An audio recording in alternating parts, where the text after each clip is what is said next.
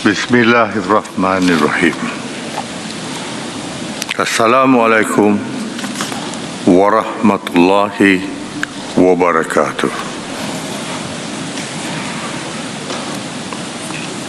Dengan nama Allah yang Maha Pemurah lagi Maha Mengasihani.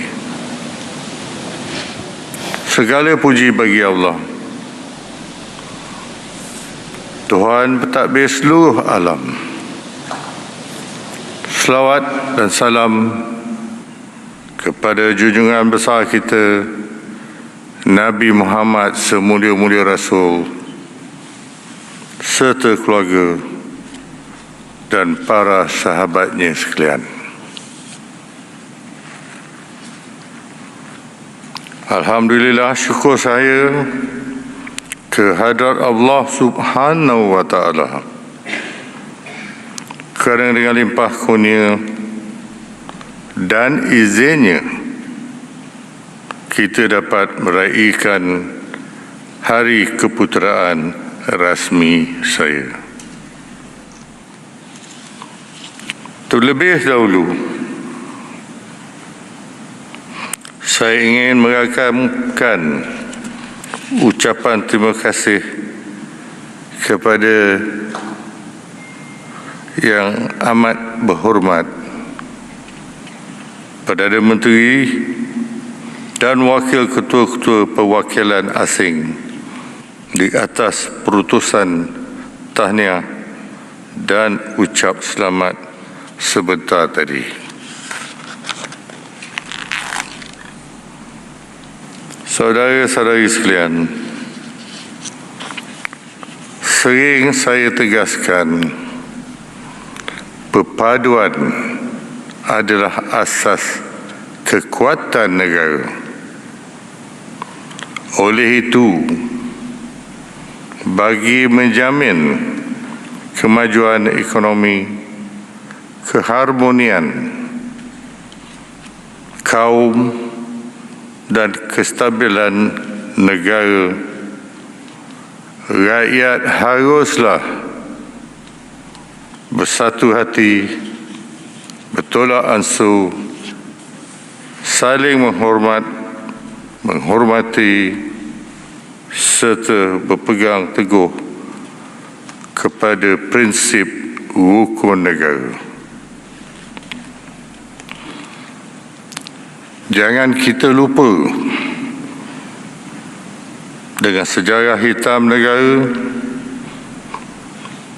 peristiwa rusuhan kaum pada 13 Mei 1969 yang tercetus apabila ada pihak yang bertindak keterlaluan, menghina orang lain dan hilang rasa hormat kepada bangsa dan ketuanan negara ini.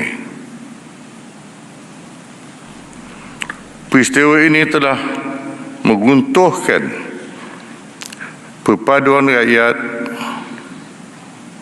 dan menghancurkan kestabilan negara. Jangan sampai pisang berbuah dua kali.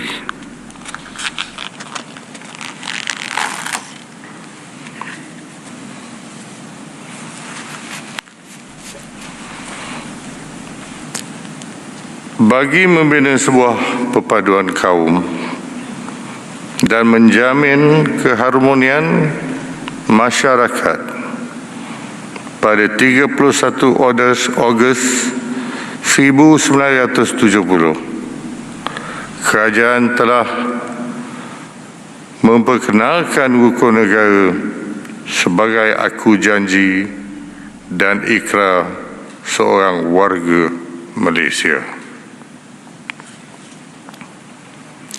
Oleh itu, saya menyuruh kepada semua pihak agar menghayati setiap prinsip rukun negara dan menjadikannya amalan dan garis panduan hidup sebagai rakyat Malaysia. Malah sejak di belakang ni, sekolah lagi, semua pelajar telah dididik untuk membaca ikrar rukun negara ini. Oleh yang demikian, jika ada mana-mana rakyat Malaysia yang tidak mahu mengikut prinsip rukun negara,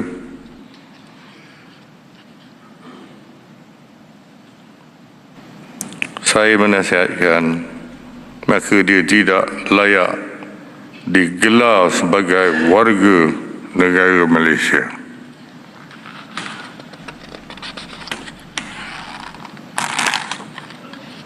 Saudara-saudari sekalian, akhir-akhir ini bahang pilihan raya telah mula terasa dan orang politik telah mula mengatur langkah untuk menonjolkan diri sebagai memikat hati rakyat. Nasihat saya kepada semua pemimpin politik, jaga adab, tutur kata serta berhati-hati apabila membuat sebarang kenyataan. Elakkan provokasi di pertikaian tentang isu sensitif yang berkaitan dengan raja, bangsa dan agama, kerana ianya boleh menimbulkan kemarahan rakyat. Jangan kerana nilai setitik rosak susu sebelanga. Selain itu, juga penyebaran maklumat yang tidak betul, termasuk kandungan palsu, turut menimbulkan kekeliruan kepada masyarakat. Lebih rumit lagi, apabila teknologi AI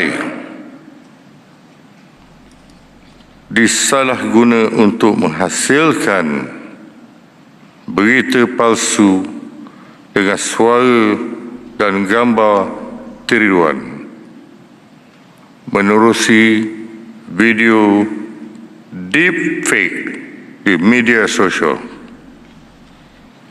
Malah gambar saya juga turut digunakan dalam video dan kandungan palsu untuk kelirukan orang ramai.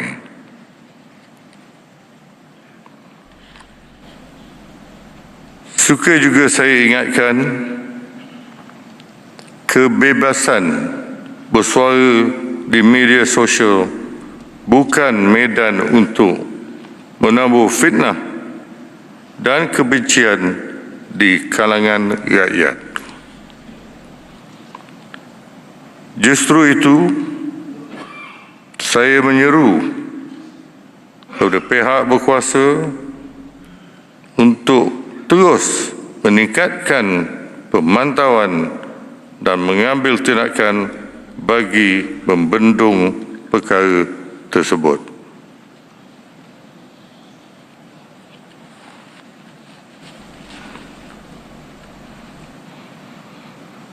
Saudara-saudara sekalian, saya ingin mengucapkan tahniah kepada semua penerima darjah dan pingat persekutuan pada tahun ini. Anugerah ini bukan untuk bermegah-megah, tetapi hendaklah dijadikan sebagai dorongan untuk terus ikhlas berbakti kepada agama, bangsa dan negara. Saya juga ingin merakamkan setinggi-tinggi penghargaan kepada semua pihak yang terlibat dalam menganjurkan acara sambutan hari ini. Nak ambil lagi. Saya kata, saya dan isteri saya merakamkan berbanyak terima kasih di atas ucapan dan doa daripada seluruh rakyat yang mengiring setiap langkah saya dalam memikul tugas dan amanah sebagai ketua negara.